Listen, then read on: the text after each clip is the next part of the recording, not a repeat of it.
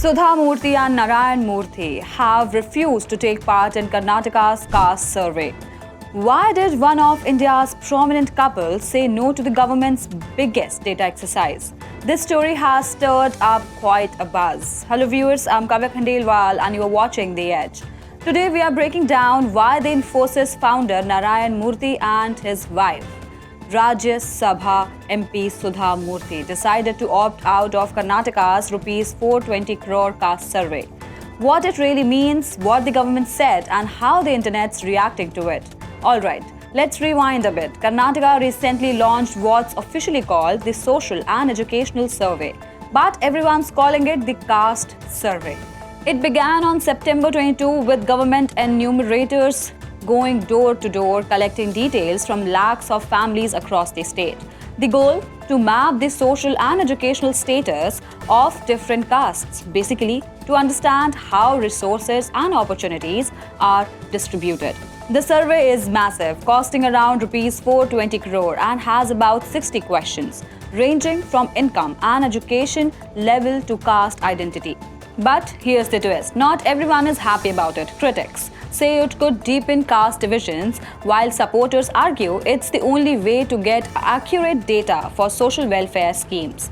Now, when enumerators reached the residence of Infosys founder Narayana Murthy and his wife Sudha Murthy, things took an unexpected turn. According to officials, the couple politely told them, "We don't want this survey conducted at our home." Sudha Murthy even wrote and signed a declaration stating that participating in the survey would not serve any purpose for the government in their case.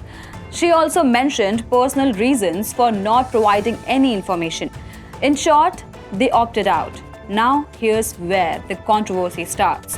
When you are a public figure, especially someone like Sudha Murthy, who is known for philanthropy and public service, refusing a government survey initially raising eyebrows. People began asking if leaders and influential citizens start opting out, what kind of data will the government even collect?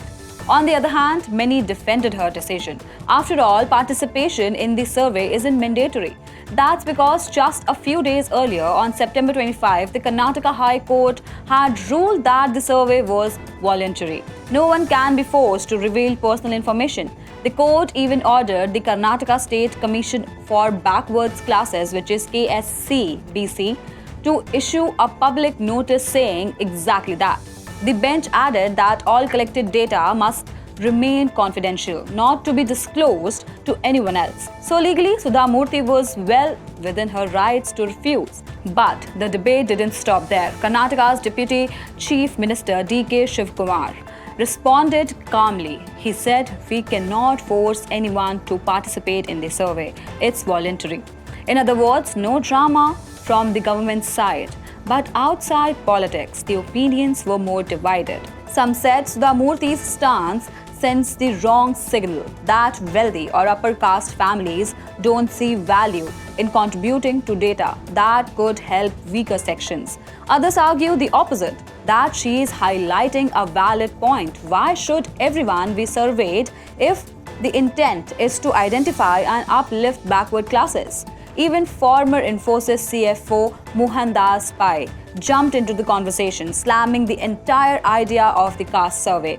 He said, "In Karnataka, ministers are more bothered about caste surveys and appeasement, not growth, jobs, or technology. They are taking the state backwards." Strong words.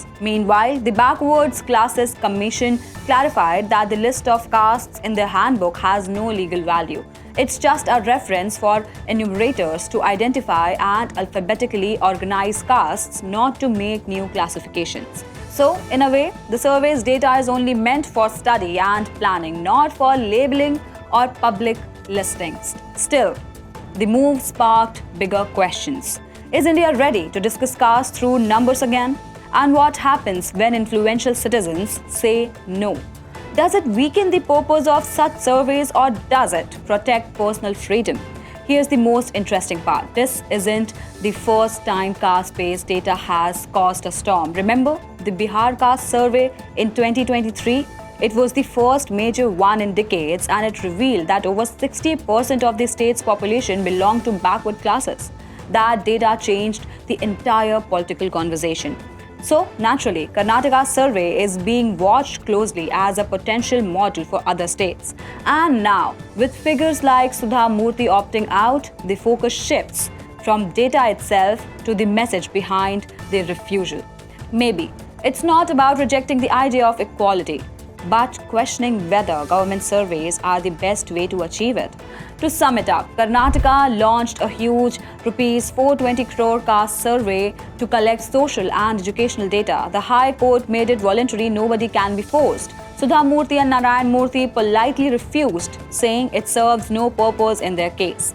The government respected their choice, and the debate continues between those who see it as a moral duty to participate and those who see it as an invasion of privacy. It's a classic clash between data for development and the right to personal choice. And like most things in India, it's complicated. What do you think? Should such surveys be mandatory for everyone or truly voluntary? Drop your thoughts in the comments below and don't forget to like, share, subscribe and follow The Edge.